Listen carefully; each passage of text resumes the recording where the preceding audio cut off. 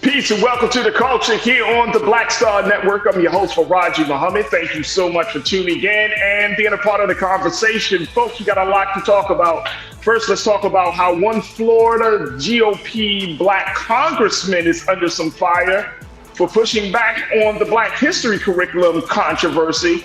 We'll share with you what Representative Byron Donald is saying about what the Florida Department of Education needs to do. Also, let's talk about diversity, equity, inclusion, how it's under attack in the workplace, how 13 Republican attorney generals are saying to companies, Fortune 500 companies, you don't need to diversify your workspace. Yeah, that's happening. Later on, we're going to talk about the fact today is Black Women's Equal Pay Day. I'm going to be checking in with Kari Bertano, who is an entrepreneur, to talk about how she is looking to make challenge the glass ceiling and also make sure that they can close the wage gap for women and men. So we got all of that and a whole lot more in today's edition of The Culture right here, exclusively only here on the Black Star Network. Get ready to join me. We'll be right there with you. Stay with us. It's The Culture.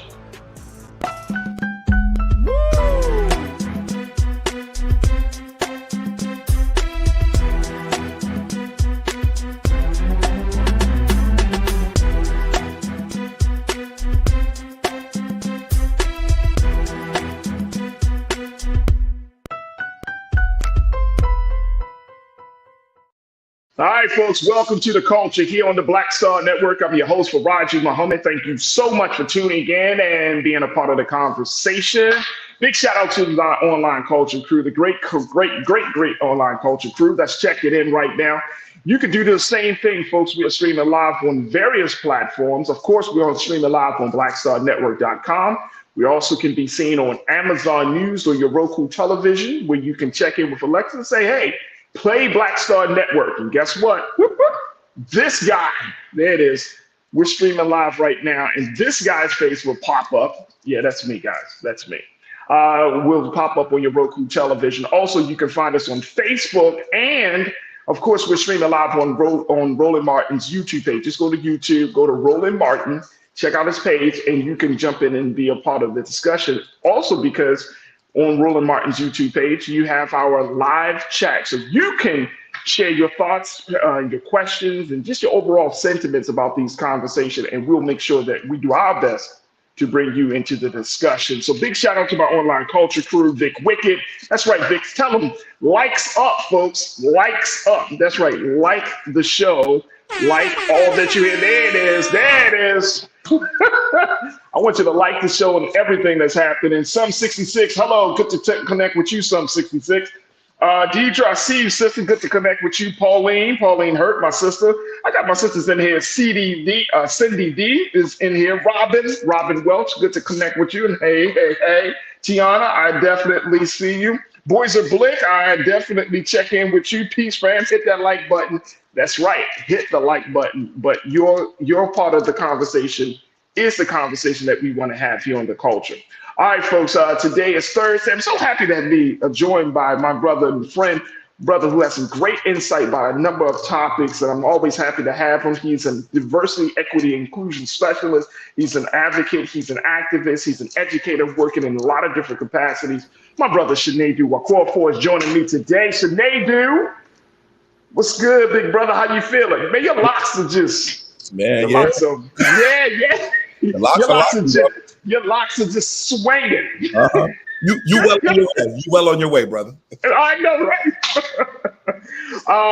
Hey, look, Sinead, let's talk about what's happening out of Florida. I know you've been keeping up on this situation. But the latest is that the Black Florida congressman, the GOP Florida congressman, Republican Representative Byron Donald, has expressed some real concerns about this situation of the Black History curriculum down in Florida. He put it out there on a tweet. Take a look at this, folks. This is from NBC News, but this is what he had to say. There he is. That's Representative Byron Donald. Let me make sure I put that S at the end, Byron Donald. He said, quote, the new African-American standard in Florida are good, robust, and accurate.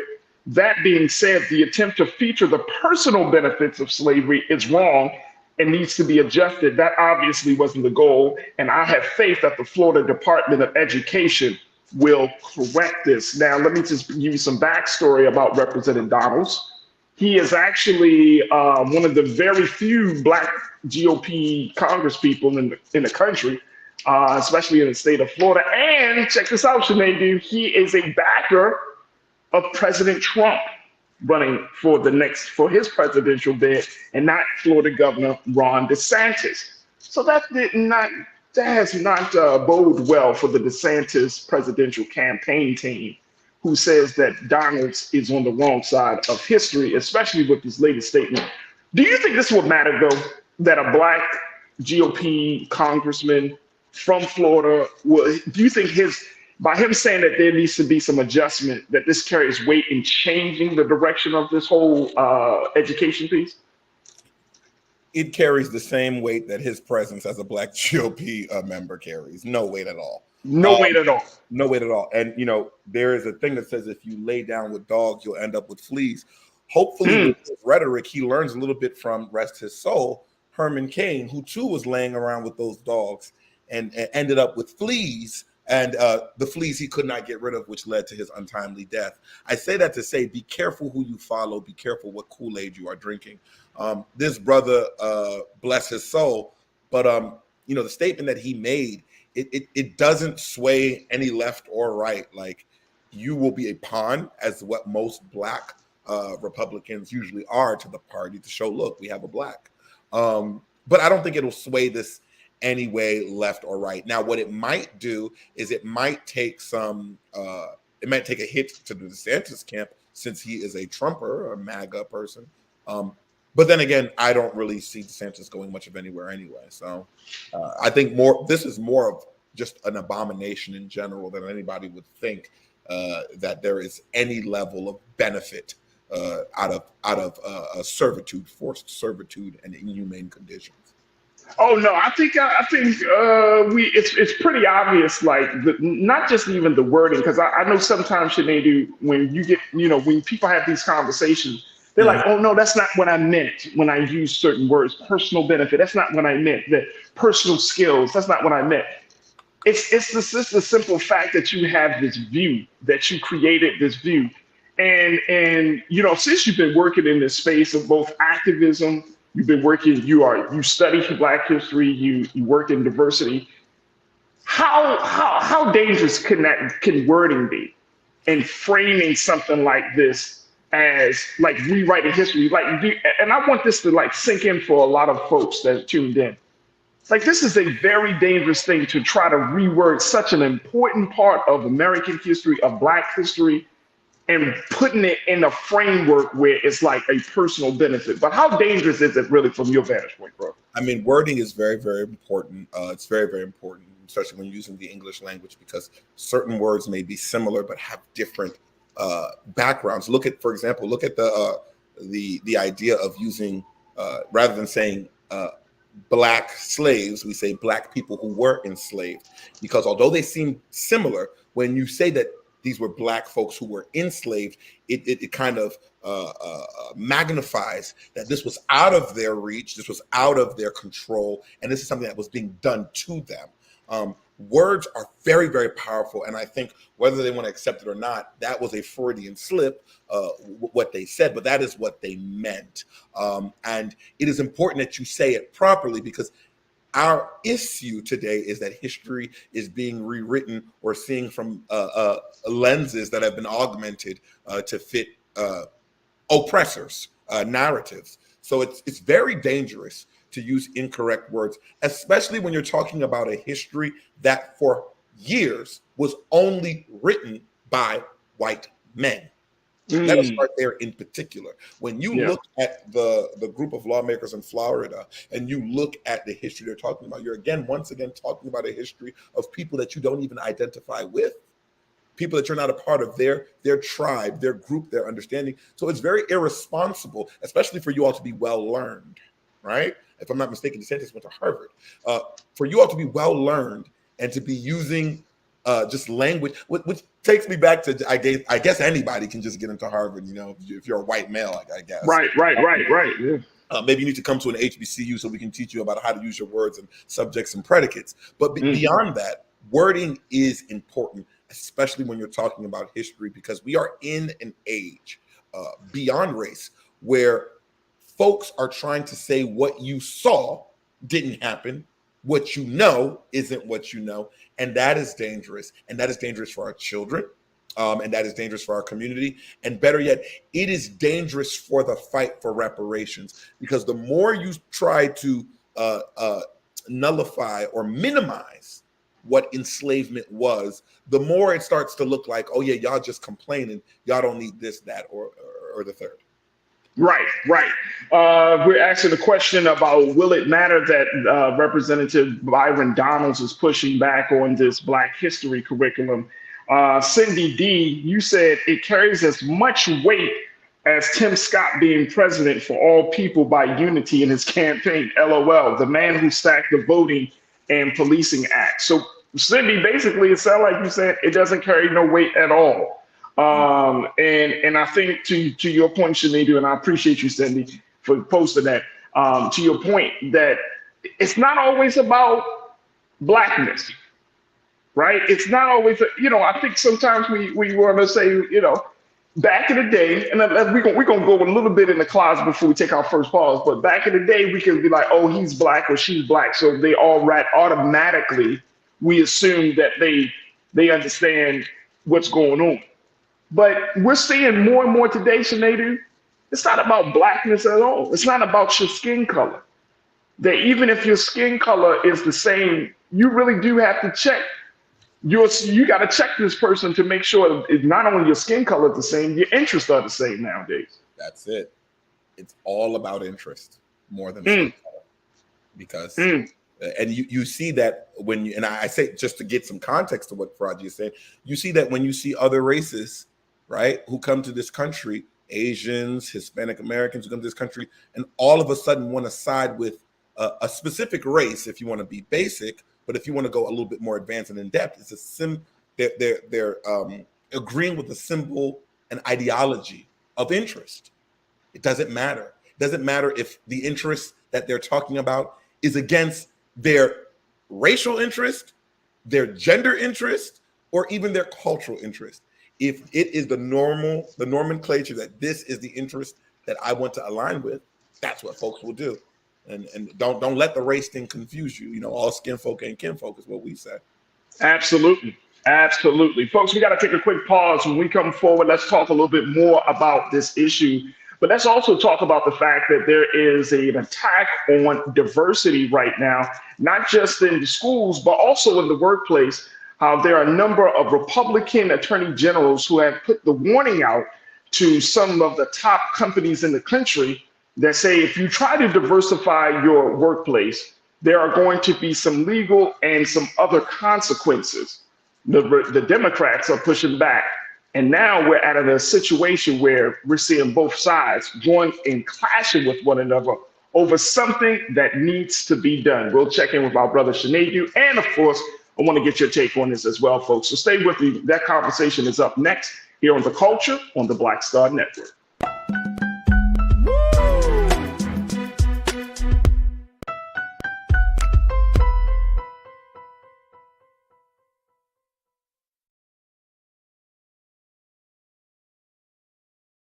When you talk about Blackness and what happens in Black culture, we're about covering these things that matter to us, speaking to our issues and concerns. This is a genuine people-powered movement. There's a lot of stuff that we're not getting. You get it, and you spread the word. We wish to plead our own cause.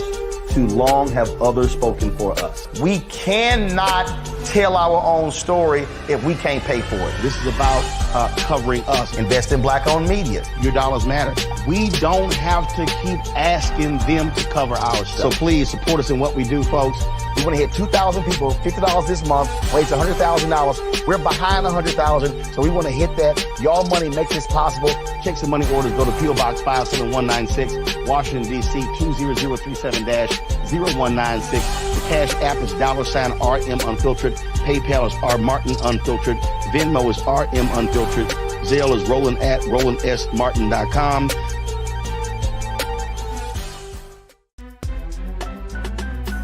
Faraji Muhammad, live from LA.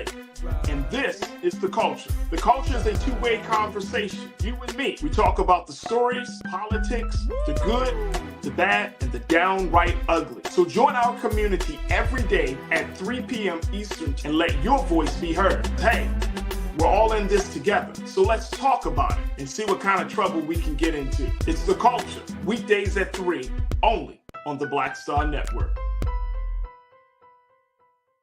Folks, Black Star Network is here. Oh, no punching! I'm real revolutionary right now. Support this man, Black Media. He makes sure that our stories are told. Thank you for being the voice of Black America, Roland. Stay black. I love y'all. All momentum we have now, we have to keep this going. The video looks phenomenal. See, this difference between Black Star Network and Black-owned media and something like CNN. You can't be Black-owned media and be scared. It's time to be smart. Bring your eyeballs home. You dig?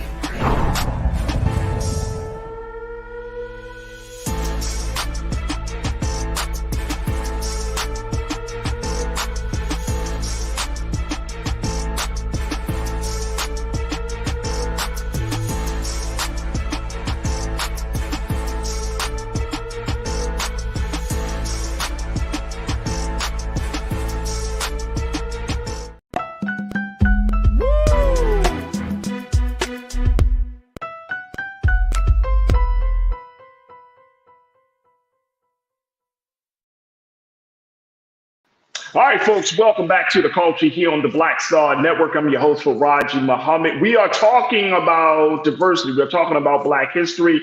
And as we talked about the situation, the ongoing controversy happening in the state of Florida, we can't omit the fact that there is more controversy around the idea of diversity around the country, folks.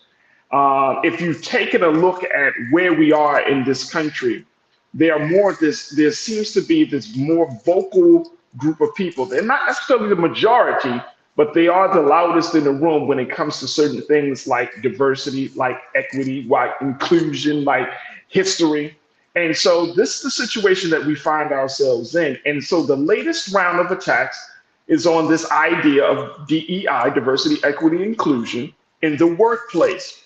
Now we're seeing this situation manifest and unfold itself because 13 Republican attorney generals decided to warn Fortune 500 companies that they could face severe legal penalties and other consequences for discriminating against different groups. Interesting.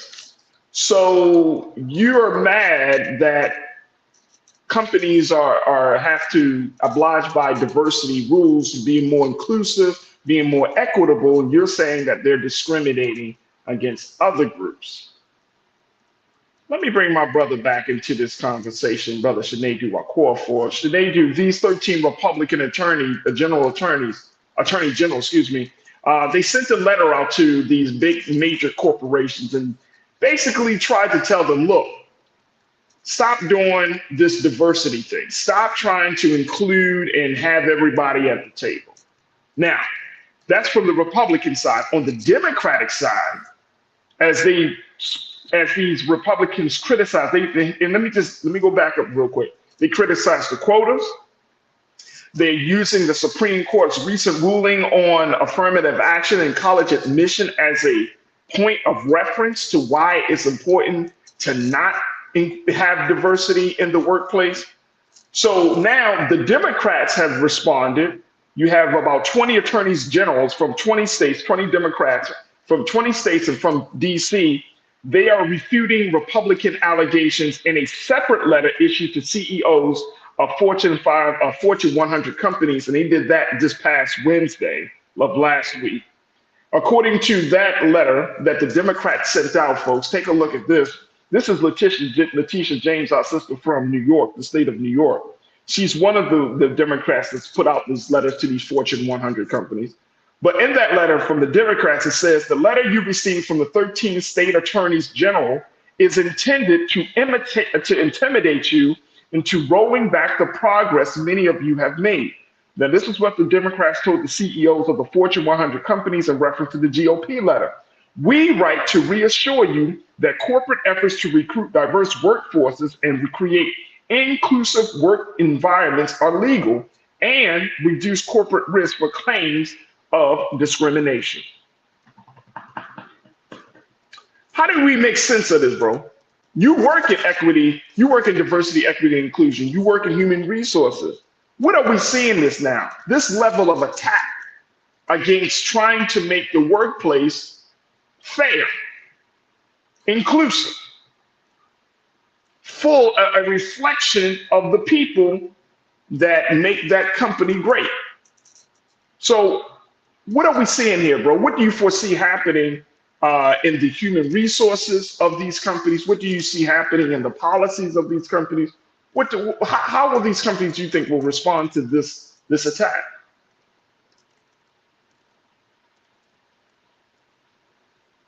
You on mute, bro. That still happens, fam. Liquid paper, or you all better know it as whiteout, was invented by a woman.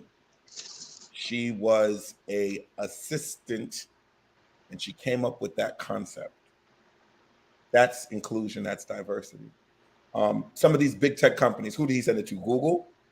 Both founders of Google are immigrants to this country. Most of the major corporations in this country are ran, founded, or have some type of population from some immigrant nation, whether it's apparel, where it's Zara, which is, I think it's a Spanish or Hispanic owned founder, or have we forgot the amazing BlackBerry that we enjoyed thanks to our folks in Sweden? The point I'm making is no one will take it seriously, because diverse ideas is what made America America. Full stop. I think what people are saying is they're using the word diversity, but what they're saying is we tired of you niggas. And I'm going to say this just to be clear. We tired of you niggas. We tired of you faggots, as responding to the LGBT, because this is what they want to say but can't say. So what they end up saying is we don't want DE&I. But it has been proven, it has been a factual proof that companies do extremely better when a diverse idea is allowed to be had. Look at the GOP. Everybody in the GOP wasn't American born. We have folks that are coming from Mexico, folks that are Cuban citizens from Cuba, whose parents came to this country for freedom and political safety from their leader. And they're now in your party leading. Is that not diversity, equity, and inclusion? That's why I said, do not take those three letters serious when they say it. What they're saying is they do not want specific type of people. They need niggas to stop complaining. That's number one. That's top of their list. And I believe that none of these companies will take them seriously because they know it's not good for business and it's not good for the bottom line. You strip out diversity, equity, inclusion, you strip out America's financial will to survive. And you know, I know we got to take another quick pause, but I'm wondering. You said it that it's fact. It's based on research to show that companies perform extremely better with a diverse workforce. So why do we still see some pushback on this effort of DEI?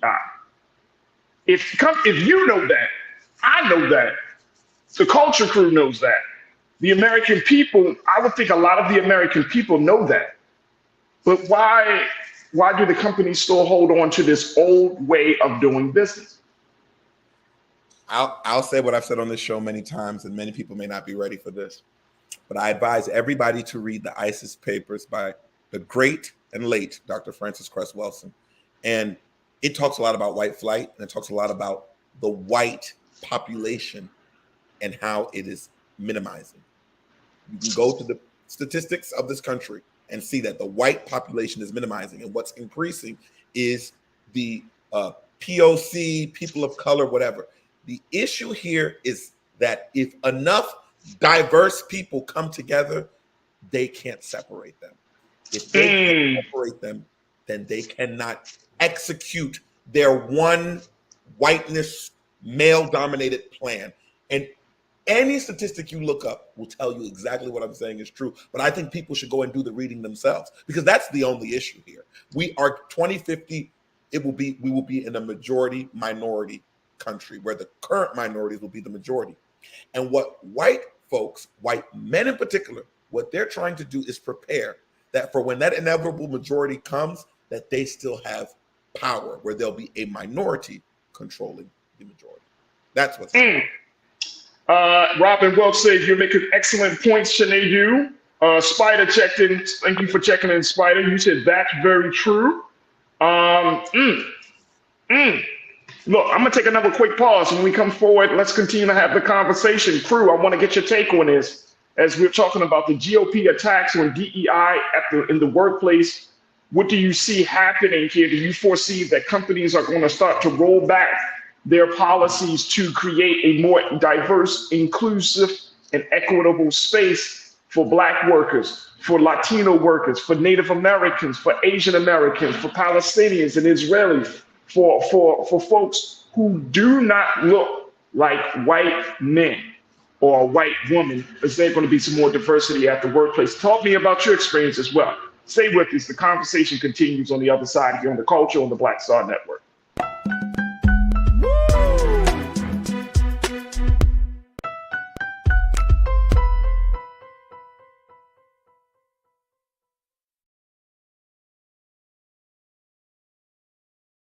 Folks, Black Star Network is here.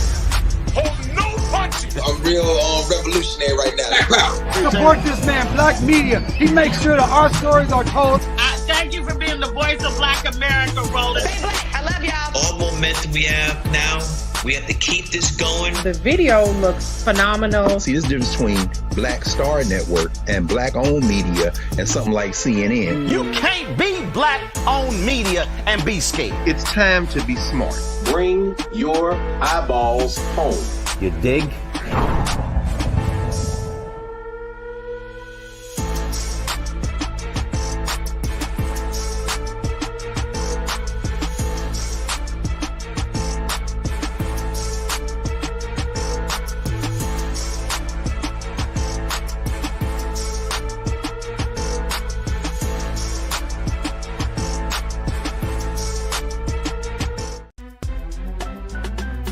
I'm Faraji Muhammad, live from LA.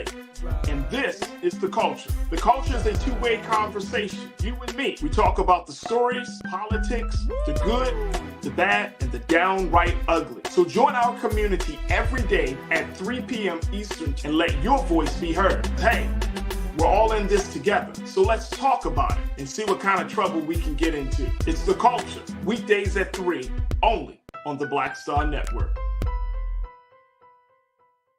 When you talk about blackness and what happens in Black culture, we're about covering these things that matter to us, speaking to our issues and concerns. This is a genuine people-powered movement. There's a lot of stuff that we're not getting. You get it, and you spread the word. We wish to plead our own cause. Too long have others spoken for us. We cannot tell our own story if we can't pay for it. This is about covering us. Invest in Black-owned media. Your dollars matter. We don't have to keep asking them to cover our stuff. So please support us in what we do, folks. We want to hit 2,000 people, $50 this month, raise $100,000. We're behind 100,000, so we want to hit that. Y'all money makes this possible. Checks and money orders go to P.O. Box 57196, Washington, D.C. 20037-0196. The Cash App is $RM Unfiltered. PayPal is R Martin Unfiltered. Venmo is RM Unfiltered. Zelle is Roland at RolandSMartin.com.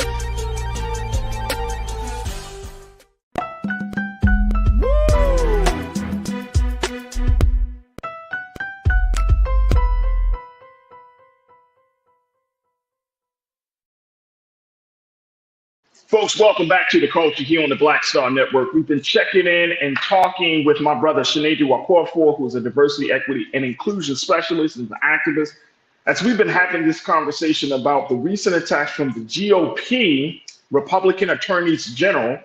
13 of them, in fact, have put out letters to Fortune 100 companies saying that there will be some consequences and some legal ramifications if companies continue to use continue to employ diversity, equity, and inclusion, because it will essentially, according to the GOP, will be those standards discriminate against other people, i.e., white males and white females. Mm. And so now we're seeing that there is a more ramped up attack against DIE efforts in the workplace. And folks, I want to get your take on this as we've been talking about it. Do you foresee that these companies will capitulate to the pressure of the Republican GOP, of the Republican attorneys general, or will they continue to move forward? I want to bring my brother Sinead back into the frame for this, because Sinead, one of the things that a lot of the crew members are saying, and I want to share what folks are saying real quick. I love what let me find it here because I just saw it. Who said it? Okay, Pauline Hurt, you checked in and you said everything boils down to power. They are so afraid of losing power. And this is what you just pointed out too, Sinead, that it's all about power. It's about the fact that the majority is shrinking, the minority is growing. And you say by the time of 2050, back in the day, I remember 2050 sounded like we were going to live like the Jetsons. You remember? Now 2050 is essentially, it's only 27 years from now? Right around the corner. And some of us, God willing, we'll be around. You see what I'm saying? And so imagine folks, y'all just imagine this. Imagine seeing America darker, the minority being the majority in all spaces, from politics to the workplace to entertainment and culture. I mean, all places. Imagine that. That is a very different America. So I agree with Pauline. You said this is about power, because once you start to create diversity, all of that white supremacist stuff, all of that concentrated power it starts to break up, Sinead. You know it and I know it. So it's definitely about power. Pretty Brown Mimi, 726, my sister, good to hear from you. You said black people, we are too dynamic to whitewash away, but the governor of my home state, Ron DeSantis, has been working overtime to turn back time.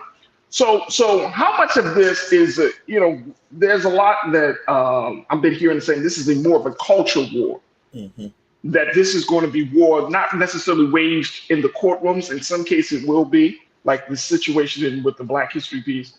But for this DEI effort, is this a war that's going to be waged? Because Ron DeSantis is waging a culture war just as much as he's waging a legal war. But is this workplace issue, is this going to be waged, you think, in the courtroom, or is this going to be waged among managers and the culture of these companies? Well, what's going to happen, it might be both. But what I know about private industry, what they care about is their money and their key performance index. That's what matters to them, bottom line. As the same for the United States. So what will end up happening is no company will go for this, because at the end of the day, it doesn't make money.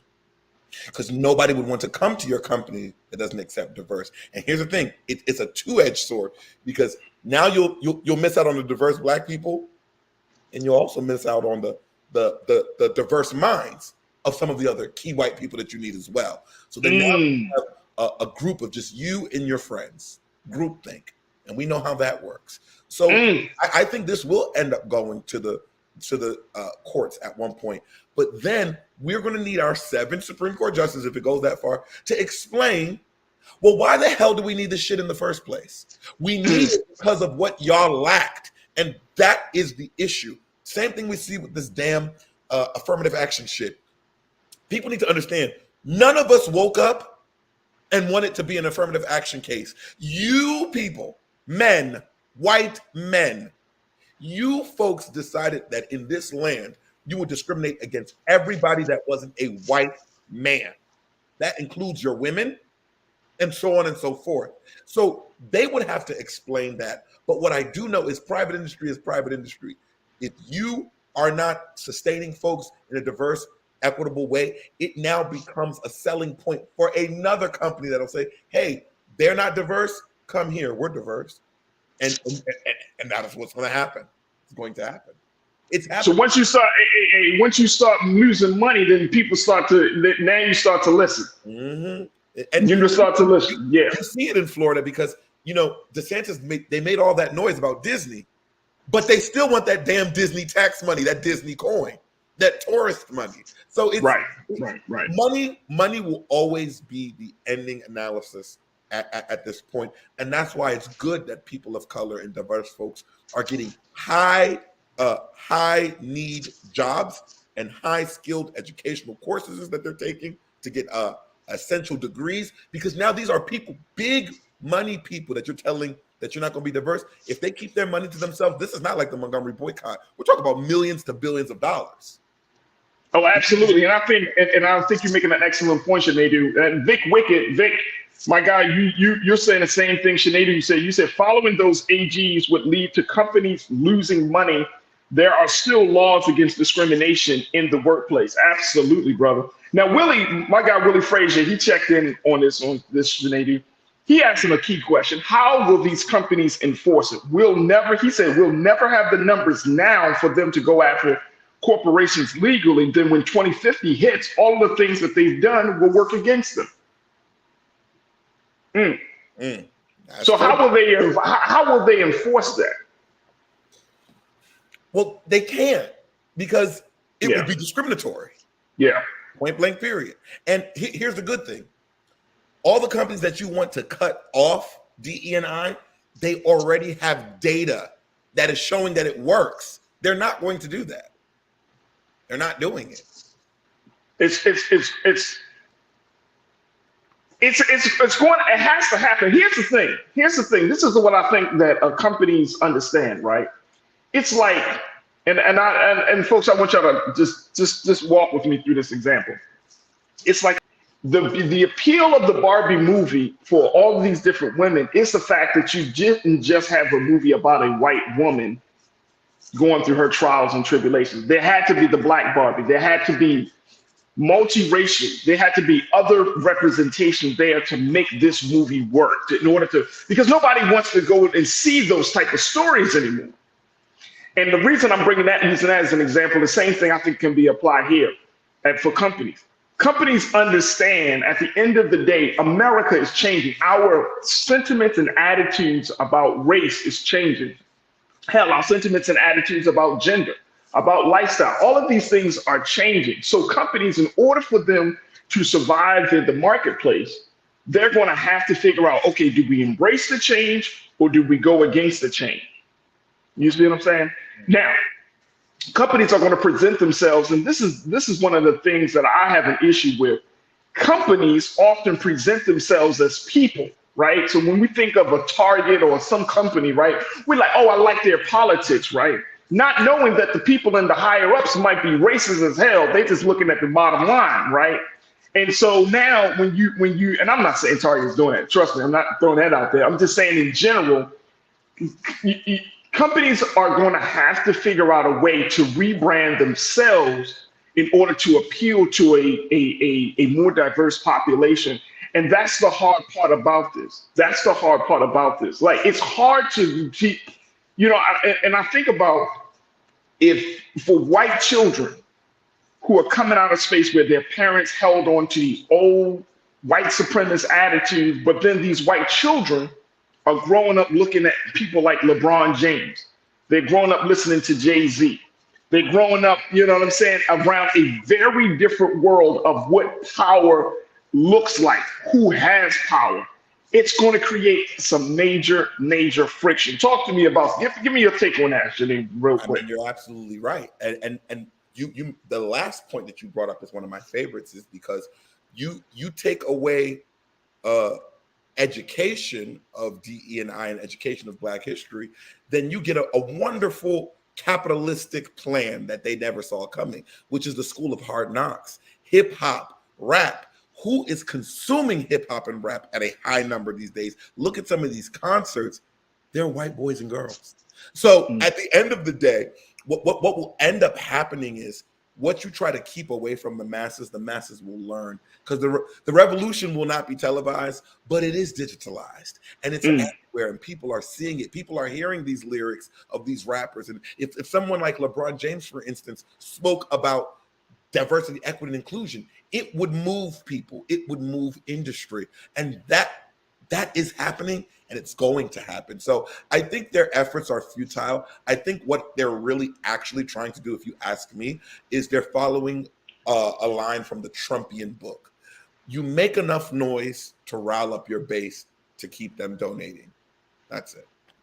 Hey, real quick, you talking about moving industry. I just read an article this morning, Sinead, where they were talking about the power of the woman. They're saying they're redefining economics. They're saying that this is, they were talking about two things. They were talking about the Barbie movie, and then they were talking about Taylor Swift's tour, Eras. And they were saying that essentially when Taylor Swift, this is blew me away, folks. They're saying that the economy is being kept afloat in some cases in some states of this country because Taylor Swift is going to these different states, hosting her concerts. People are getting jobs because of the concerts, right?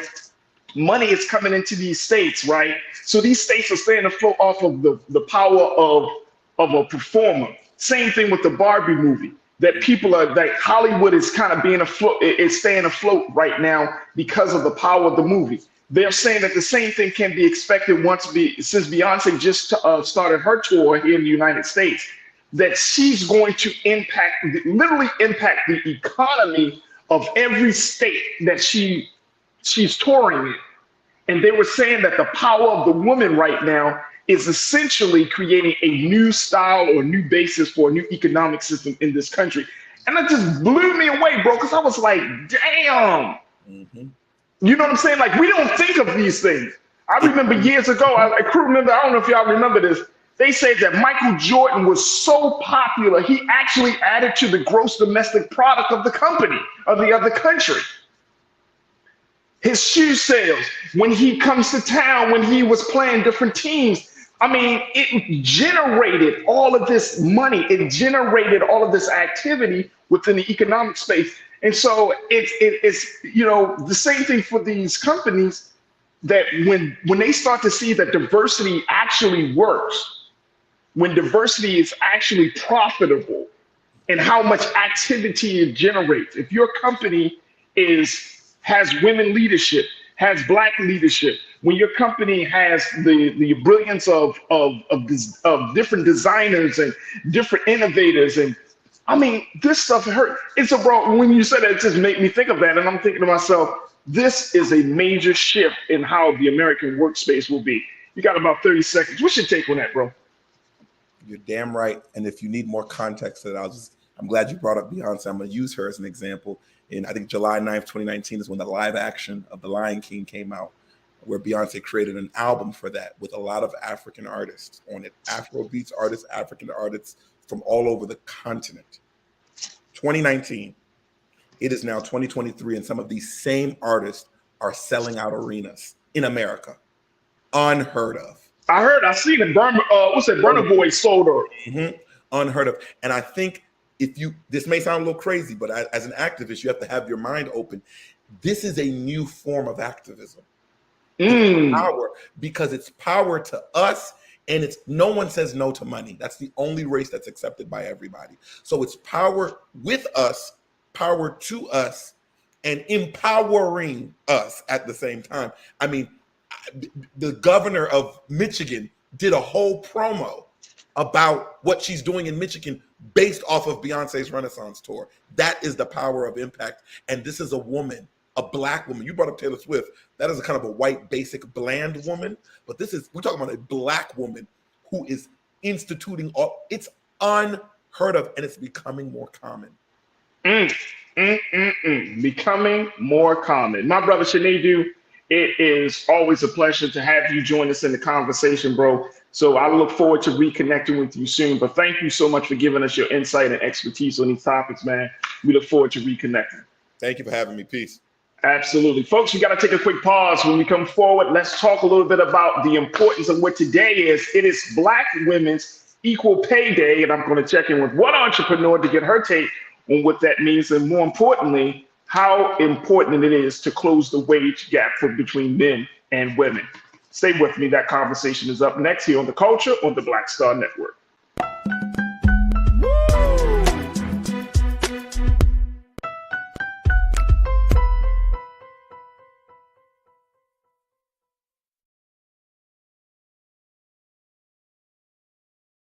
Hatred on the streets, a horrific scene, a white nationalist rally that descended into deadly violence. White people are losing their damn minds. An angry pro-Trump mob storms the U.S. Capitol. We're about to see the rise of what I call white minority resistance. We have seen white folks in this country who simply cannot tolerate black folks voting. I think what we're seeing is the inevitable result of violent denial. This is part of American history. Every time that people of color have made progress, whether real or symbolic, there has been what Carol Anderson at Emory University calls white rage as a backlash. This is the rise of the Proud Boys and the Boogaloo Boys. America, there's going to be more of this. Here's all the Proud Boys, guys. This country is getting increasingly racist in its behaviors and its attitudes because of the fear of white people. The fear that they're taking our jobs, they're taking our resources, they're taking our women. This is white fear.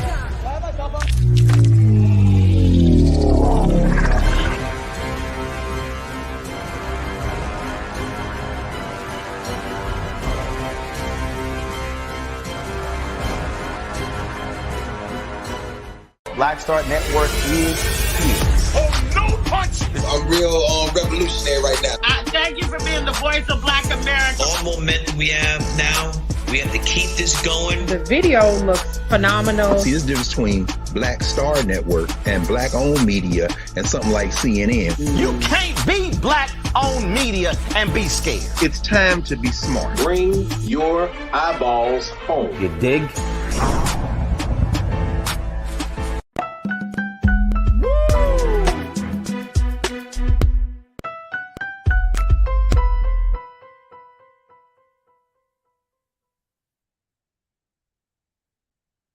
All right, folks, welcome back to The Culture here on the Black Star Network. I'm your host, Raji Muhammad. Thank you so much for tuning in and being a part of the conversation. Boy, oh boy, make sure y'all do your due diligence. Make sure you're being part of the team replay, because we have some great conversations about Black history, so that Black history controversy in Florida to DEI efforts being attacked in the workplace. I checked in with my brother Sinead. He gave us some wonderful insight, and so did you, crew. So if you missed the first hour, make sure you join us by watching us on blackstarnetwork.com and enjoy that first hour. All right, now, today is a very, very historic and a special day, because today is a day where many women and men are looking to do their part to close the wage gap between men and women. It is Black Women's Equal Pay Day. That's right, Black Women's Equal Pay Day. Let me share with you what that means and the significance of it. Take a look at this latest report coming out of Essence magazine. It said this year's Black Women Equal Pay Day falls between the 60th anniversary of the Equal Pay Act and the 60th anniversary of the March on Washington, two very significant milestones in our nation's history. These two milestones symbolize the ongoing struggle of Black women at the intersection of race and gender. Today, a Black woman who works full-time will make 67 cents on the dollar compared to a typical white non-Hispanic man. Amid this harsh reality, Southern Black women face with many earning below 60 cents. In Mississippi, for example, Black women earn only 57 cents for full-time work and 51 cents when part-time work is factored in. That wage gap, amounting to at least 33 cents on the dollar, adds up significantly over time, month after month, year after year, and throughout our lifetime. Take a listen to this, folks. Full-time Black women workers, regardless of education, lose over $22,000 each year to this disparity. When including part-time workers, the losses are even higher. The loss is especially significant for mothers who are primary or co-breadwinners for their families. These lost wages could cover 9 months of groceries, 8 months of childcare, and 6 months of rent annually. Mm, that's a tick, and that's a hard hit to make. And guess what, folks? We are still fighting to close the wage gap. So here to talk to us about her experience, to talk about this issue and her personal experiences, my sister, who is an entrepreneur. She is making moves in the male-dominated industries. She is the co-CEO of the Rook Hotels. She's also a Class A CIC general contractor. And I'm so happy to have her joining me. It's my sister, Kari Bertano, to talk to us a little bit about Black Women's Equal Pay Day. Kari, thank you so much for joining me here on The Culture. How are you this afternoon? I am well. Thank you so much for having me. I appreciate it. Absolutely, absolutely. Kari, first and foremost, I want to say congratulations because you and your husband are doing some big things together, breaking through the hospitality industry.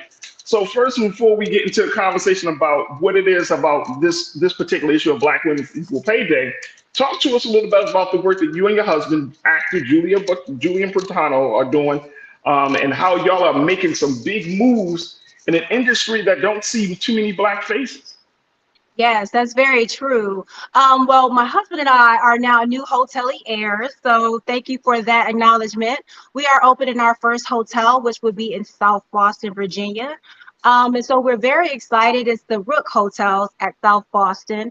And to be a African-American couple at that in this industry is very rare, being as though African Americans only represent around 1%. So it's a great opportunity to get representation out there for something in the industry that we should be a part of and we need to get more involved in.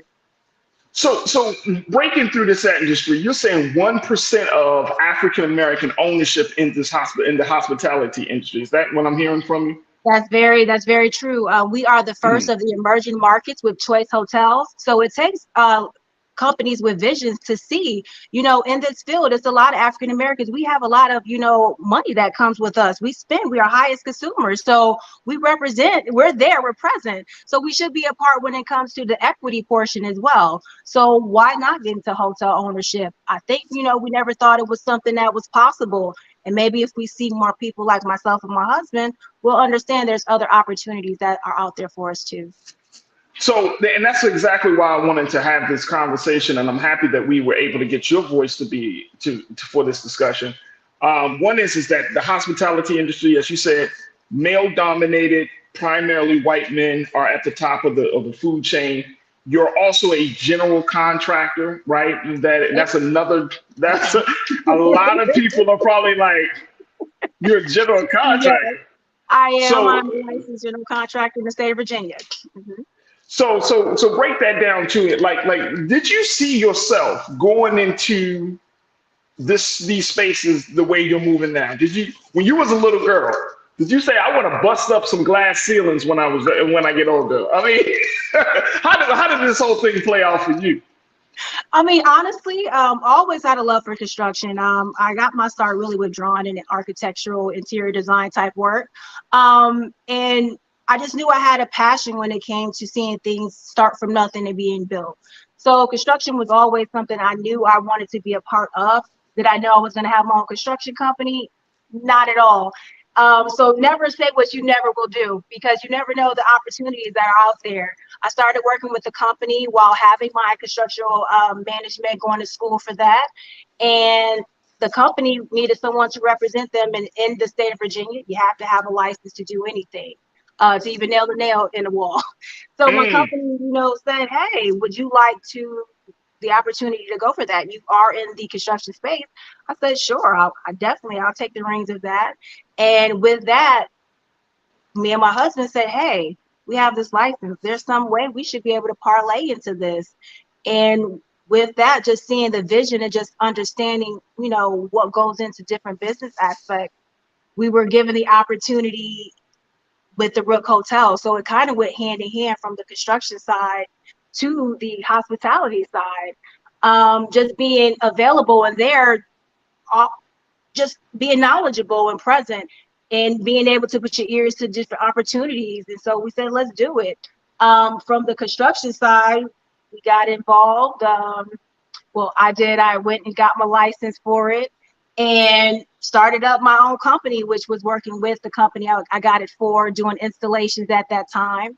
It went from installations to now I'm in development and being able to do a $14 million project. So congratulations on that. We got to take a quick pause, Bakari. When we come forward, I want to kind of get more of your thoughts about this, especially as it relates to Black women equal pay, because you are making some waves in the industries, in your respective industries. But I'm sure that there had to be some challenges with your story, especially when it comes to earning, like how much you're earning on the dollar, and really share with us when we come forward, what can Black women do and what can Black men do to open up the space and the conversation for this to be had.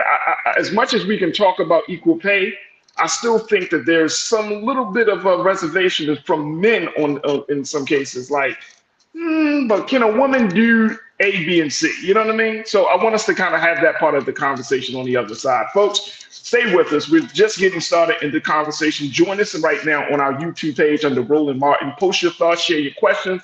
As I check in with Kari Bertano, who is just an entrepreneur. She's a contractor doing some amazing work as we continue the conversation about Black Women's Equal Pay Day, which is today. Stay with us. It's The Culture on the Black Star Network.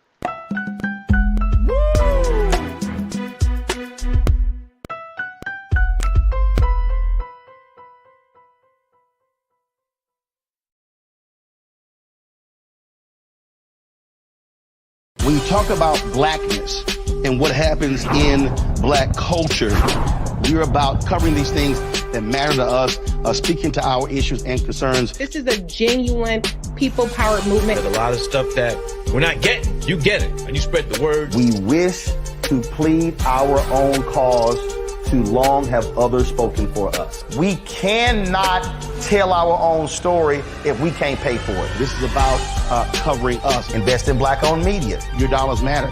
We don't have to keep asking them to cover our stuff. So please support us in what we do, folks. We want to hit 2,000 people, $50 this month, raise $100,000. We're behind 100,000, so we want to hit that. Y'all money makes this possible. Checks and money orders go to P.O. Box 57196, Washington, D.C. 20037-0196. The Cash App is $RM Unfiltered. PayPal is R Martin Unfiltered. Venmo is RM Unfiltered. Zelle is Roland at RolandSMartin.com.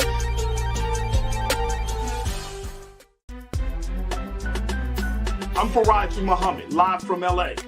And this is The Culture. The Culture is a two-way conversation. You and me. We talk about the stories, politics, the good, the bad, and the downright ugly. So join our community every day at 3 p.m. Eastern and let your voice be heard. Hey, we're all in this together. So let's talk about it and see what kind of trouble we can get into. It's The Culture, weekdays at 3, only on the Black Star Network.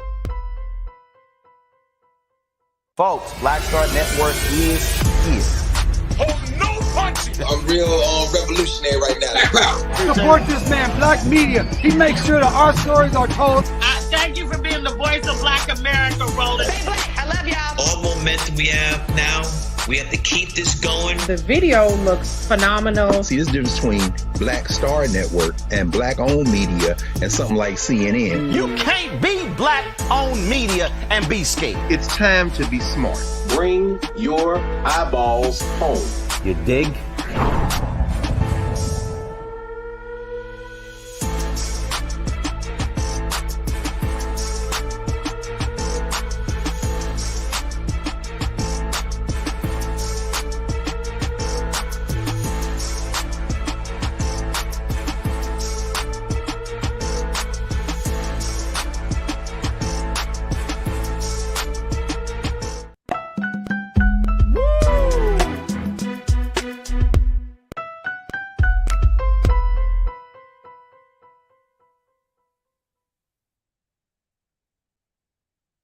Folks, welcome back to the show. Welcome to The Culture here on the Black Star Network. I'm your host, Faraji Muhammad. I've been checking in and talking to our very special guest today, Kari Bertano, who is a co-CEO of the Rook Hotel. She's also a licensed general contractor and entrepreneur. As we've been talking about today being a very important and significant day, today is Black Women's Equal Pay Day, folks. This is the day where we need to have more conversations about closing the wage gap and more conversations about making sure that Black women are paid what they deserve. Can you really pay a Black woman all that she's deserved? No.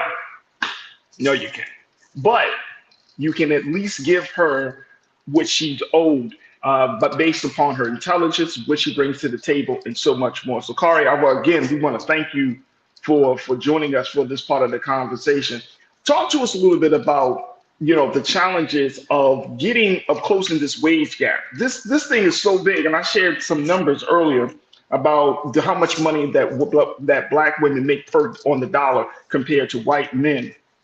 I mean, you're talking about apples and oranges here, right? In terms of that revenue, right?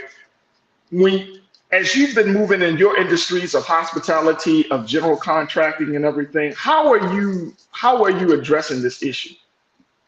I will say, as a woman, I think even as employees, we're taught to not ask questions about salary. We're taught to not talk to your coworkers about, those social norms. Break those barriers and actually ask those questions. Ask your counterparts. I know it may seem, a little crass in your opinion, but you need to know everybody should be on the same level playing field at the end of the day, and don't be afraid to demand what you are worth and know what you are worth. I think a lot of times too, we lack the confidence to stand up and say, hey, no, I think this is what it should be, and this is what I will accept. And be confident in that. I think we have to move forward and knowing that we are valued and we are educationally profound in those spaces. I mean, think about it. I know in my space, women and Black women specifically, we only represent 10% or so in the construction space, but Black women are around 7%. So that shows you, especially for us, we are good leaders. We're prone to have that skill within us. So acknowledge that skill and pay us accordingly at the end of the day. All right, so there are a couple of things that you said that I want to kind of do a deep dive on. One is not being afraid to speak and show and tell folks what you're worth. All right, Kari. Okay, we know that the worth of a Black woman is immeasurable, right? It's unquantifiable, right?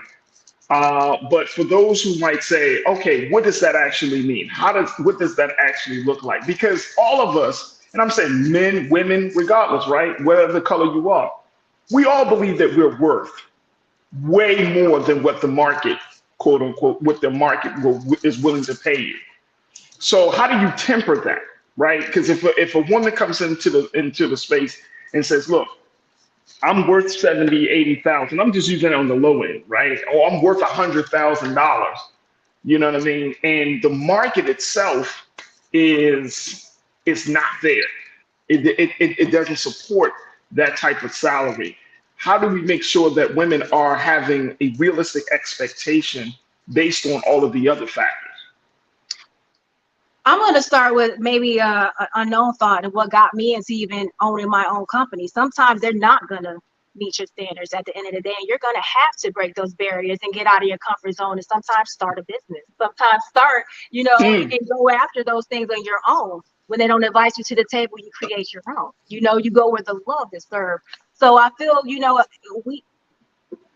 we should embrace more entrepreneur or spirits and actually go after different things. Not to say it's for everyone, but I will say if you are a person who's even having that thought that this is not, you don't feel valued, you think there is more to what's going on, and you're already aware, you're already, above the curve, and trust in that.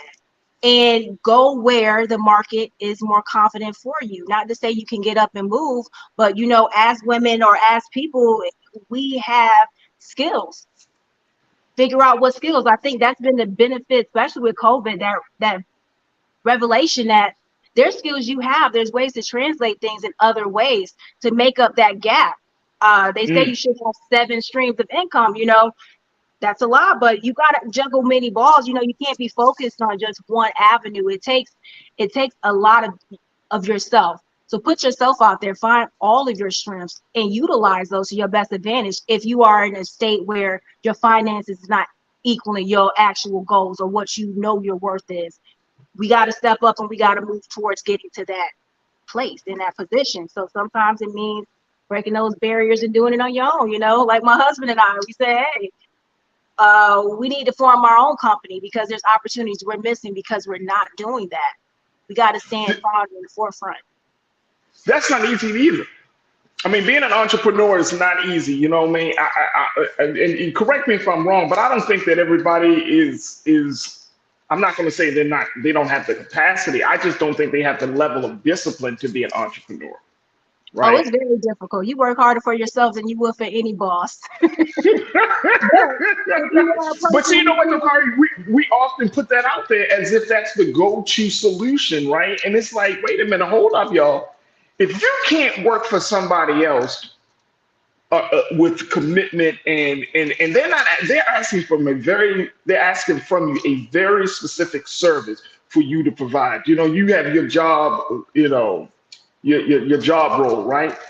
And if you can't do that, how the hell are you going to be able to think about 2-3 other jobs as an entrepreneur? Because when you're starting out, you don't have 4 and 5 people when you're first starting a business.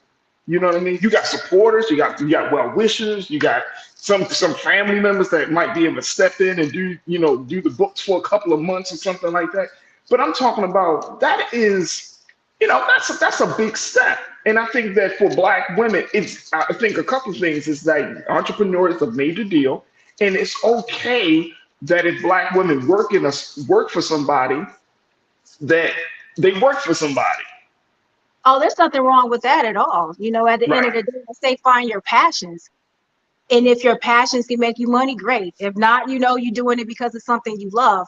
But if you are a person in the industry and you know you're not making what you want to make, it's going to take that tenacity in yourself. It's going to take that, you know, inner voice or that inner warrior to step up. It's kind of being the exception and not the rule. Entrepreneurship is not for the slave heart at all. I do not, you know, I don't prescribe it for everybody, but if you are a person who actually, you know, see yourself being in that leadership position, you should be an open book and you want to learn as much as you can, find as many mentors as you can. I say, don't be a village of yourself. You actually need people. You need people to be on your team. You need those dedicated workers. So it's going to take a village quintessentially. So you just have to have it in your mind. What do you want to do? Who are you? I think it starts there. What exactly do you want? What are your goals? And what is your self preference of your life? You know, what do you want to do? And take it from there. I think it's just all self-empowerment. Absolutely. Absolutely. We're going to take another quick break real quick, Kari. And then when we come back, I want to get your take on, you know, some things that Black women can do. You mentioned, you know, speaking up for yourself, but there's some other ways that Black women can help to close the wage gap and more importantly, change the sentiment, the attitudes about this idea that women and men should be making equal amount. First and foremost, do you believe that should be the case, or should it still be somewhat of a staggered pay scale? I think definitely we should be on an equal playing field, especially if we're doing the same position. I think honestly, and I hate to say it, you know, because I love my country, but we're blaming the wrong people here. At the end of the day, who is accepting these social norms that a man should be paid this? Typically, it's because of pregnancy or, you know, it was traditional ideologies about things, but it's a lot of women who choose to not have children. So should they still, you know, have that less than their pay gap for bereavement? You know, it's a lot of things legally that's out of our control that we're pinned on each other, a man versus a woman with this, where it's the company, it's the system. And if we all stand together as co-workers or people in that industry and say, hey, you know, and not be afraid to ask those questions, be on an open playing field with your co-workers. And it can start there.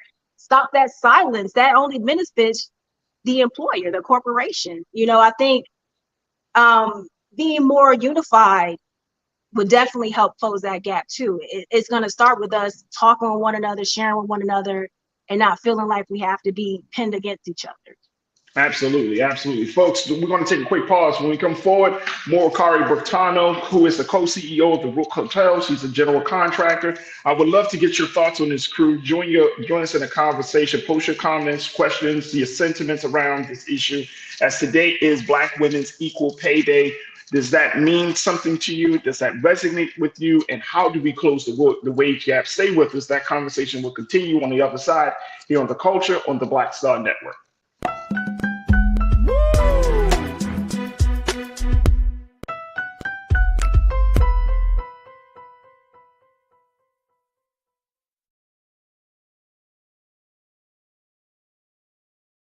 I'm Deborah Owens, America's Wealth Coach, and my new show, Get Wealthy, focuses on the things that your financial advisor and bank isn't telling you, but you absolutely need to know. So watch Get Wealthy on the Black Star Network.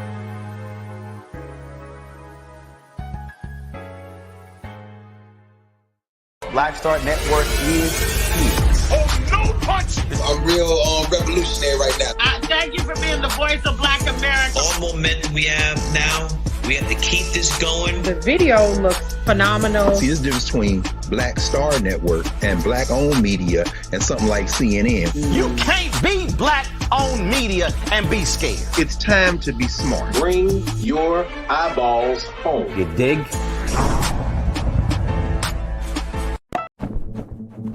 For decades, the tobacco industry has deliberately targeted Black communities and kids with marketing for menthol cigarettes. It's had a devastating impact on Black health. Tobacco use claims 45,000 Black lives every year. It's the #1 cause of preventable death. In the 1950s, less than 10% of Black smokers used menthol cigarettes. Today, it's 85%. Menthol cools and numbs the throat, making it easier for kids to start smoking. Menthol also increases addiction, making it harder for smokers to quit. Menthol cigarettes are a big reason why Black Americans have a harder time quitting smoking and die at higher rates from smoking-related diseases like cancer, heart disease, and stroke. It's time to stop Big Tobacco from profiting off Black lives. An FDA ban on menthol cigarettes will improve Black health, save lives, and protect future generations from addiction. Learn more at tobaccofreekids.org/ban menthol.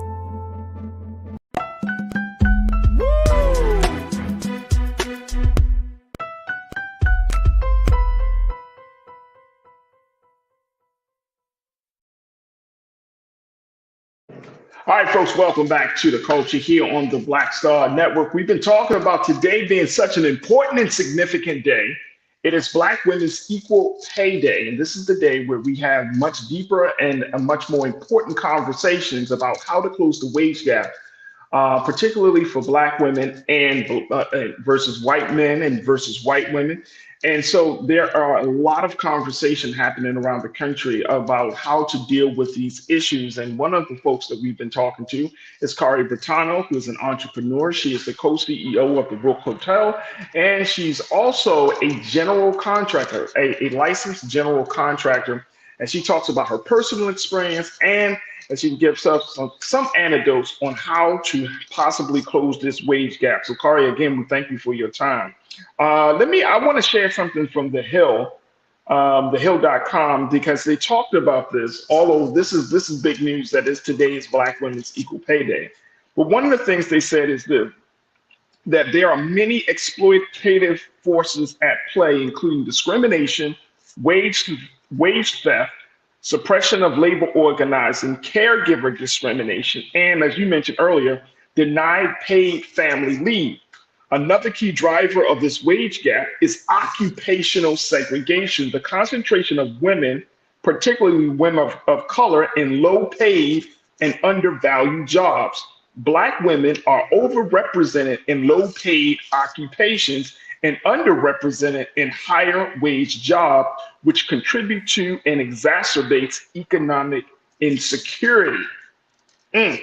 They say over 4 in 10 Black women make $15 per hour or less, Kari, compared to just 13% of white men. The figures are far worse in specific states. In Mississippi, for example, women comprise 69.2% of the state's low-paid workforce. So we're seeing all of these dynamics, but one of the big ones is the fact that Black women are in low-paid and undervalued jobs. How? I'm trying to help. Is that because of, from your vantage point, when you hear that, what comes to your mind? Because I'm thinking, is that because of schooling? Is that because of just overall racism or sexism or some level of discrimination? You know what I'm saying?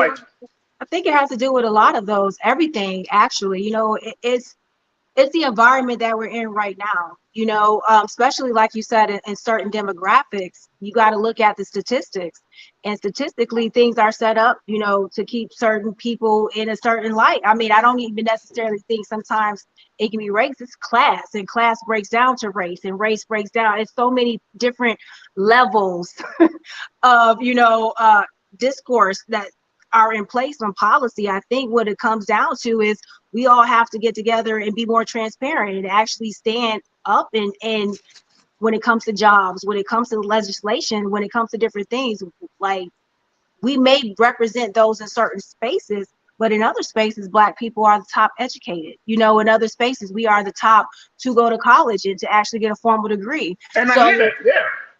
That's the other part about it, because when I'm reading that and I'm kind of like letting that marinate a little bit, Carly, I'm thinking to myself like, wait a minute, but Black women are the most educated group, the growing educated group in this country. Black women, y'all are more represented in entrepreneurship than any other group of people in this country. When I think about that, I'm like, but there's so somewhere there's a disconnect, right? Oh yeah. There's a real disconnect, and to have this conversation about Black women in those certain spaces, it's like we might be, I don't know, are we kind of over exaggerating this a little bit in terms of what Black women are bringing to the table? I don't think we are, but it seems like the statistics may be showing us that there's a little bit of yeast added to the discussion. I think all things can be true when it comes to a lot of policy things. When it comes to certain area statistics, when it comes to Republican, Democratic states, when it comes to, minority-led or, certain demographics, things are put in place to keep things in a certain light. I mean, we must have to be real at the climate. I think, too, it's a lot of bias, especially out against women in all forms. You have a lot of things going on with gender equality, with, assignment, just a lot of things right now, I think, as distractions for us to not keep our eyes on what's in front of us and what's really happening.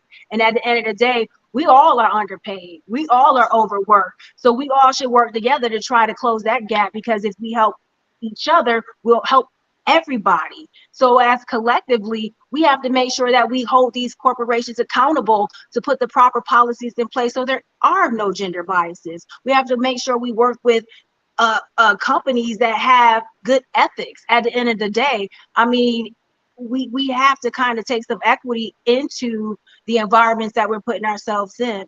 I know that's not an easy situation for those who have to have a job to but that's still not okay. At the end of the day, it's policy. Policy is keeping us all pinned against each other. And if we all uniform ourselves and get ourselves united, I think we can close the gap for everybody, honestly. As an entrepreneur, do you think about this type of stuff? I mean, I'm not saying that you carry the weight of all Black women, right? Like, I'm not expecting that. But when you broke into the business of the hospitality business, when you became a licensed general contractor, as an entrepreneur, do you kind of have this stuff in the back of your mind? Like, look, I'm gonna have to pave a way for my sisters, because I mean, so you do think about that stuff. You kind of have that not necessarily on your shoulders, but as a Black person, that's something you always have to keep in your brain. Who do you allow to come on when you do put people on? What type of space? What's a safe space for certain people? How do you even navigate that? I feel it's a dance that we all are learning, because we all are in new position of finances to be able to even do different things, to have those 6-figure jobs, or to be making money in all different avenues. I think it's a lot of new things that are open to us. And we all think, how can I help my brothers and sisters? I think that's a common thing. But I think it kind of gets lost too. We say it, but we got to do it. I agree. And I think that there's another cultural component to this conversation, is that, yesterday, there are a couple of things. Yesterday on the show, we talked about how a number of Black women, about 40% of Black women, according to one survey from a well-being website, well-being app called Exhale, they say that 40% of Black women quit their jobs because of they don't feel emotionally safe being in those spaces. So I think that also plays into the earning capacity of working, right? Like if you're not an entrepreneur and you're working at a job, but if that job is not helping, making you feel emotionally safe, if that job makes you, constantly, there are microaggressions in the workplace and all those things, like that can really play on your ability to perform the job. And then at the same time, play on your ability to want to stay there to earn the big dollars as well. Yeah, most definitely. It's a double-edged sword. When you are in a position or you're trying to even work for certain corporations, the environment can be some things, especially being in construction in that good old boy type of atmosphere. You got to have a thick skin. And I hate to say that, you got to kind of stand firm in what you are going to accept, but you have to understand too, it's the environment.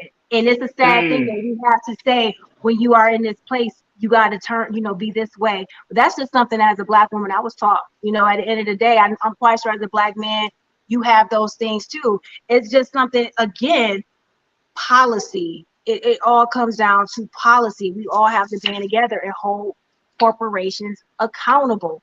As Black people, we are the #1 consumers. I don't care if we don't work for the company. We consume most of the products. So there should be some level of respect when it comes to recognition of what we are doing, even in these different corporations. So I think at the end of the day, we need to band together all around the board. And it trickles down to salary. Like they say, the trickle down effect, it will come down. Right. If everything starts from, if we band together, we can start from the top and then let it truly trickle down to evoke some change, Right. No, that makes a lot of sense. As a woman in the position that you're in, are you looking to open up a firm, a construction company or a contracting firm where you're employing more Black women? Is that something that you thought about?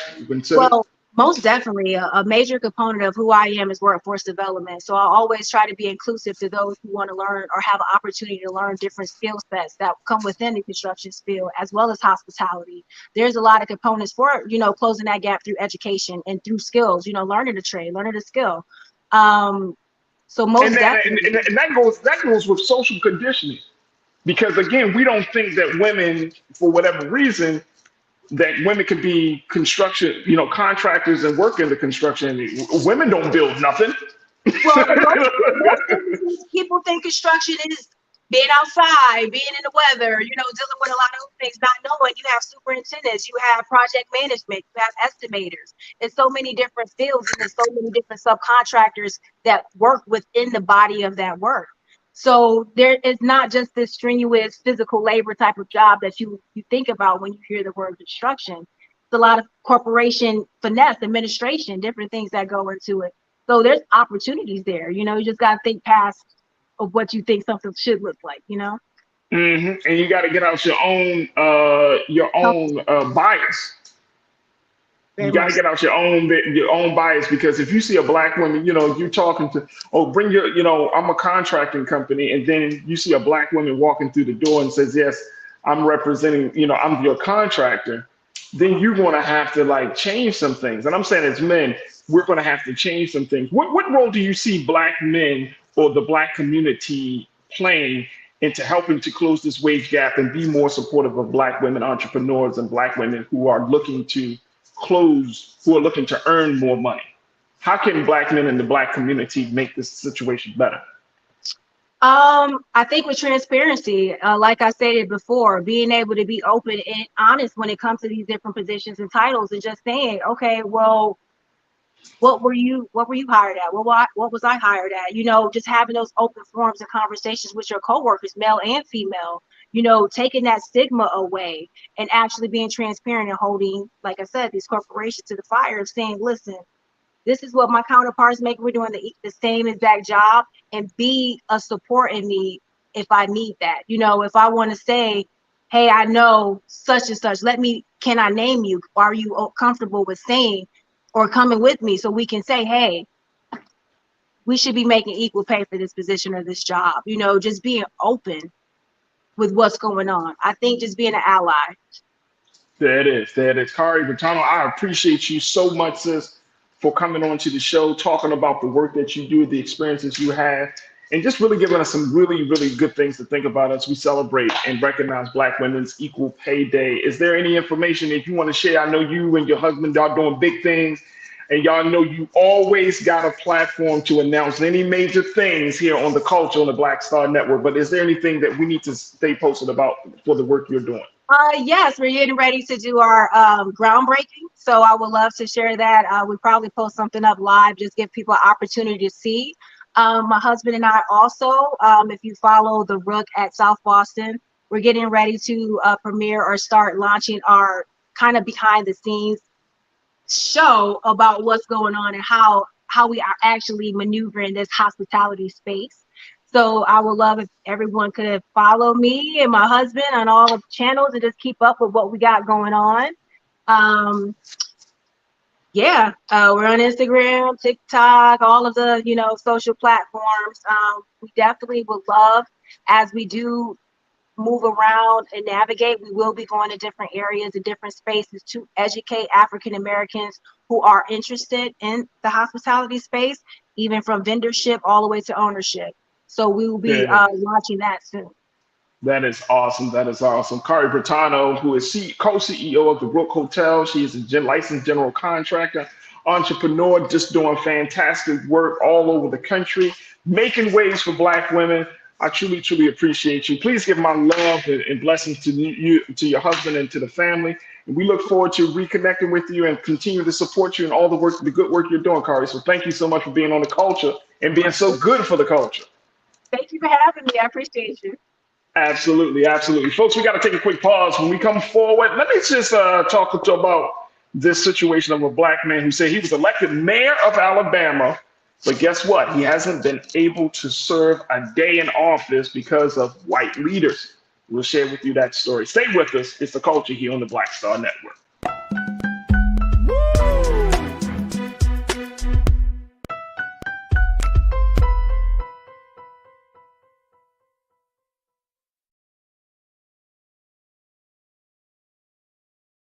Folks, Black Star Network is here. Oh, no punching! I'm real revolutionary right now. Support this man, Black Media. He makes sure that our stories are told. Thank you for being the voice of Black America, Roland. Stay black. I love y'all. All momentum we have now, we have to keep this going. The video looks phenomenal. See, there's a difference between Black Star Network and Black-owned media and something like CNN. You can't be Black-owned media and be scared. It's time to be smart. Bring your eyeballs home. You dig?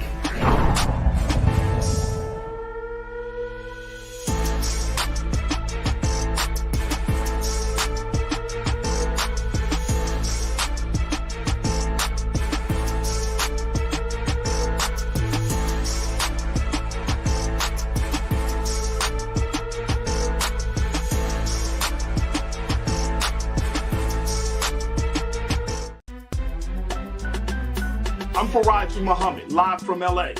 And this is The Culture. The Culture is a two-way conversation. You and me. We talk about the stories, politics, the good, the bad, and the downright ugly. So join our community every day at 3 p.m. Eastern and let your voice be heard. Hey, we're all in this together. So let's talk about it and see what kind of trouble we can get into. It's The Culture, weekdays at 3, only on the Black Star Network.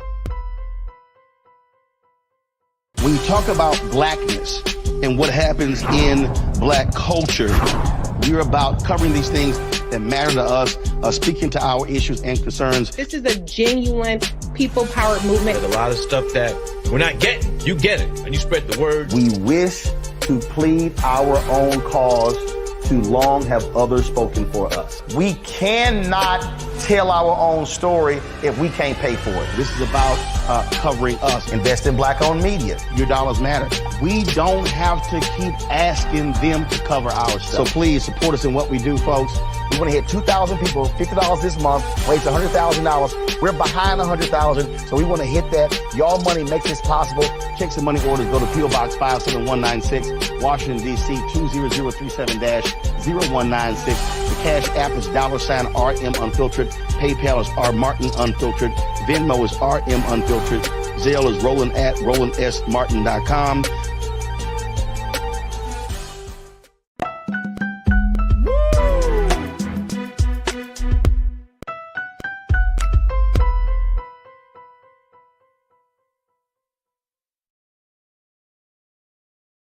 All right, folks, welcome back to the show. Welcome to the culture here on the Black Star Network. All right, I got a story that been kind of watching for the past couple of days, been wanting to bring this to your attention, folks. And so this is the story of a black man who says he was elected mayor of the rural Alabama town, of New Bern, Alabama. He was scheduled to take office back in 2020. It is 2023, folks. And that man has yet, sir, he has not been able to serve a day in office because according to Patrick Braxton, the 57-year-old who was elected mayor of the town of New Bern, he is one of several plaintiffs named in a lawsuit against his own town. Now, the other plaintiffs' names are James Ballard, Barbara Patrick, Janice Quarles, and Wanda Scott. These are people that Mr. Braxton had hoped to name in the city council of New Bern after he was elected to office in 2020. However, according to the reports, he said that the, quote, minority white residents of New Bern, long accustomed to exercising total control of the government, refused to accept this outcome. Now, the acting mayor of New Bern, Alabama, Hayward Stokes III, instead, according to the records, he allegedly worked with acting town council members to hold a special election where he was reappointed to the mayoral seat, and he kept Braxton from taking office and carrying out mayoral duties. The Mr. Braxton there, who's pictured there, he said that the town of New Bern, Alabama, has yet to had not held an election for decades, crew. Instead, the office of mayor was inherited by a hand-picked successor, and that mayor then chose town council members again without an election. Here's the crazy part about this whole story, and I want to get your take on this, crew. All prior mayors have been white residents, according to the lawsuit, even though the town of New Bern, Alabama is 85% Black. Wow. Wow. 85% Black. And guess what? Only one Black person has ever served on the town council. What do we do with this? This is in 2023, folks. This is in 2023. A Black town, 85% Black. Crew, I want y'all to, I need y'all to help me to process this whole situation. How is a town 85% Black has never had a Black person in power? Now, I came from a place called Baltimore, you know, little known city on the East Coast. I remember our numbers were we're about 60, Baltimore is about 60% Black. We've had a number of mayors, Black council people, Black comptrollers and things. You could probably go around the country and find places in big cities, small towns that have had more Black, had less Black people and more Black leadership. How is it possible that a town that has 85% Black has never had a Black mayor, nor have they actually had, they only had one Black person sitting on the town council? Crew, talk to me. Talk to me about this. Robin Welch, Robin, you said that's absolutely crazy. Crazy is an understatement.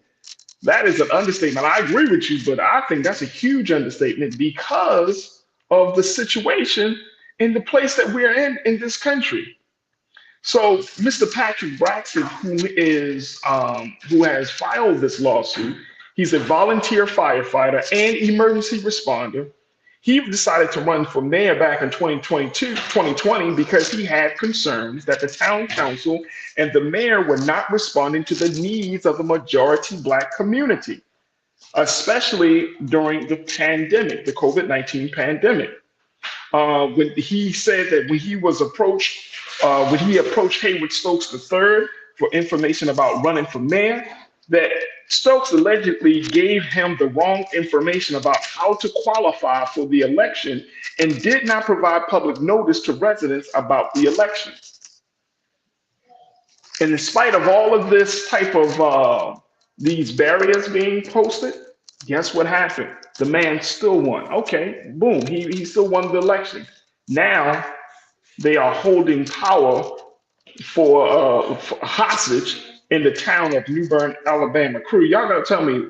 Now, I'm not familiar with this part of Alabama, so if anybody knows where New Bern, Alabama is, y'all let me know, because this is crazy. This is crazy. My hope is that we can get some light shed on this fact that this black man is filing a lawsuit against his own hometown, and more importantly, he's filing a lawsuit because as a black man, he's finally trying to get power. Now, I don't have no problem with white people in power, but I do in the sense that if the power is going to be, if their leadership is going to be good and just for all people, that's one thing. But when you have a town that has never had an election in decades, they have the history of never having a black mayor, they have the history of keeping black folks politically ignorant, then this is a problem.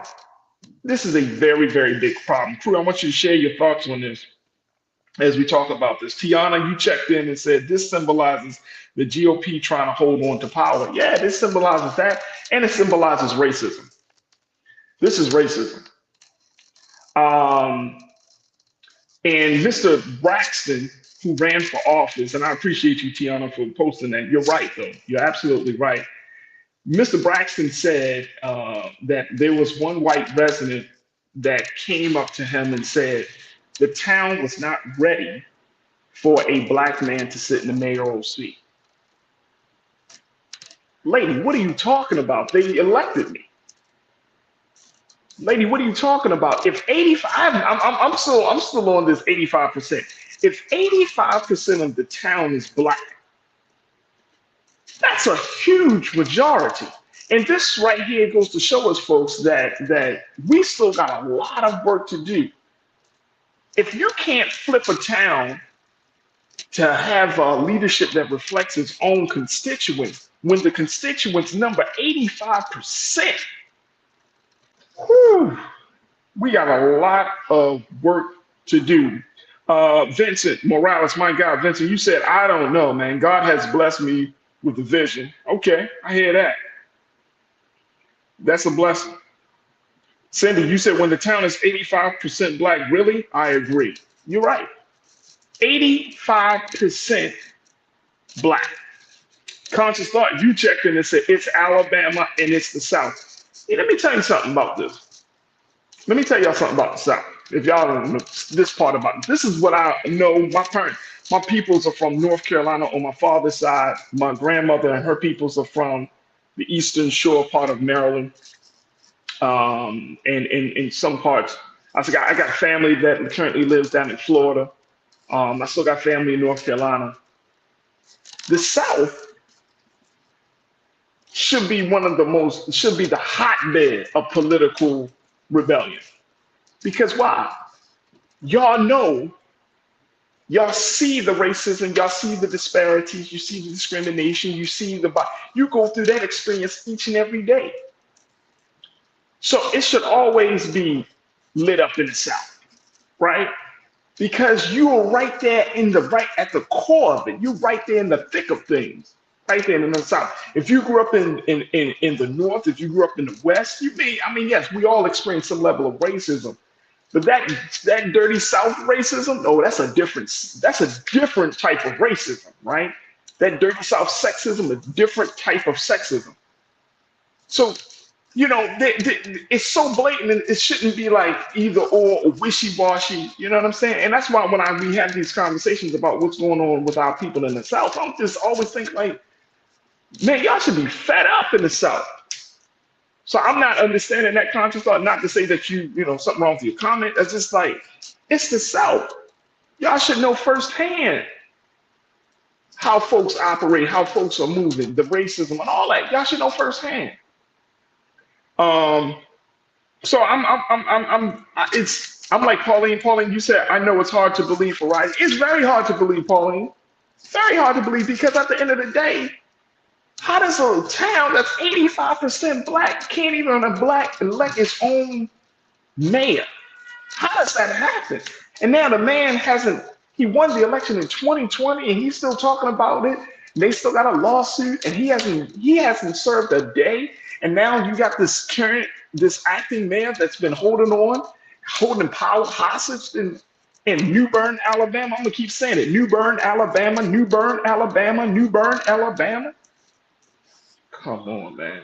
Come on. All right, let me take another thought here. Tiana, you checked in.